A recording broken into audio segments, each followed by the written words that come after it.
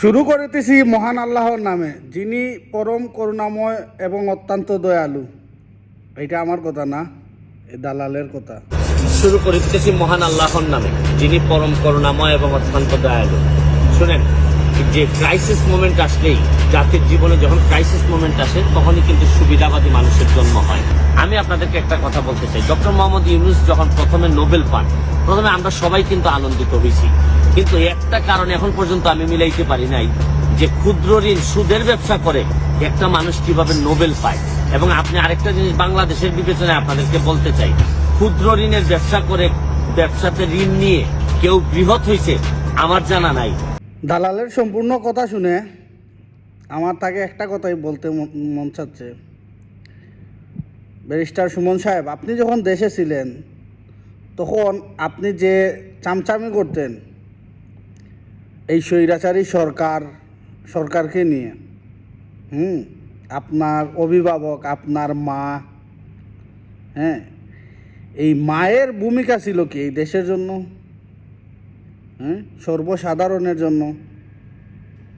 উন্নয়ন যেইগুলা হয়েছে এইগুলা কি বাংলাদেশের টাকা দিয়ে উন্নয়ন করেছে তিনি? সমস্ত যত উন্নয়ন হয়েছে সমস্ত টাকা ঋণ। এই ঋণগুলা আমাদের মতো যারা জনগণ আছে, সাধারণ জনগণ, তাদের মাথা পিছু ঋণ। এবং কি এই জন্মগ্রহণ করার আগে মায়ের পেটে মাতৃত্বকালীন যে শিশুগুলা এখনো মায়ের পেটে আছে, ওই শিশুগুলাও ঋণ। এই শুধু এই স্বৈরাচারী সরকারের টিকে থাকার জন্য, মানুষকে দেখানো মাত্র কিছু প্রজেক্ট করা, আর ক্ষমতায় টিকে থাকার জন্য এবং মানুষের উপরে এত অন্যায় অবিচার করার জন্য, শুধুমাত্র লোভ দেখানোর জন্য এত ঋণ করে এই উন্নয়নগুলা করেছে। আর আপনি আপনাকে খাম্বা সুমন বলা হয় না? রাস্তা থেকে খাম্বা সরাইছেন, দালালি করতে করতে এক পর্যায়ে নেত্রীর সাথে আপনিও বাগছেন। তো আপনারা কি জিনিস আমরা তা বুঝি। ডক্টর ইউনূস সাহেব তিনি নোবেল পেয়েছেন, আর আপনি সুমন সাহেব খাম্বা পেয়েছেন, তাই আপনাকে খাম্বা সুমন বলা হয়। যদি এতই বীর পুরুষ ছিলেন তাহলে থাকলেন না কেন? দেশে থাকতেন। আপনাদের অভিভাবকের মতো আপনিও পলায়ন হলেন। দালালির একটা সীমা আছে, মানুষ তোমাদেরকে চিনতে পারে নাই। ওই যে আবেগ বললাম না, এর আগেও ভিডিওতে বলেছিলাম যে আবেগ বিক্রি করে, আপনারা বাঙালির আবেগ বিক্রি করে খান। এই আবেগ বিক্রি করে সোশ্যাল মিডিয়ার মাধ্যমে আপনি যে আপনার চাল খেলে এমপি হয়েছেন, এটা মানুষ আগেও বুঝতে পারছে। তো কিছু কিছু মানুষ ওই যে বাঙালি আবেগময়ী আপনাদেরকে মনে করেন অতিরিক্ত ভালোবাসছে, তার ফল তারা পাইছে।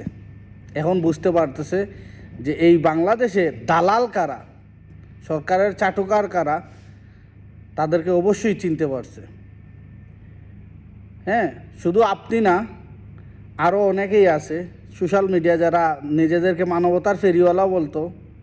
তাওহিদ আফ্রিদি, সুলাইমান সুকন, ফারাজ করিম, দারাজ করিম, ওই যে তার মারে নিয়ে লাস্টে কান্না করলো, তার বাবার চেয়ার টিকেইতে গিয়া সে কোনো কথা না বলে লাস্টে চলে গেছে।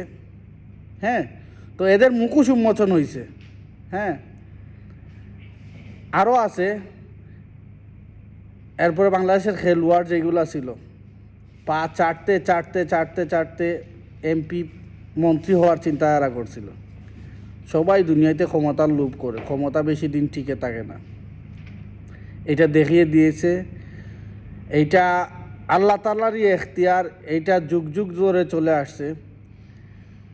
যারা অতিরিক্ত জুলুম করে তাদের পতন এই পৃথিবীতেই, দুনিয়াতেই আল্লাহ তাআলা দিয়া দিছে। তো জানি না আগামীর দিনগুলো আমাদের জন্য, আমাদের সন্তানদের জন্য কেমন হয়, কেমন সরকার গঠিত হয়। তো আল্লাহ তাআলার কাছে একটাই প্রার্থনা করি যে স্বৈরাচারী সরকার গেছে, এইরকম সরকার যাতে আমাদের যে আল্লাহ তাআলা যাতে না দান করেন। আল্লাহ তাআলার কাছে একটাই প্রার্থনা করি। আর তোমাদের মতো দালালদের যেন বাঙালি জাতি অতি তাড়াতাড়ি চিনতে পারে। ধন্যবাদ সবাইকে।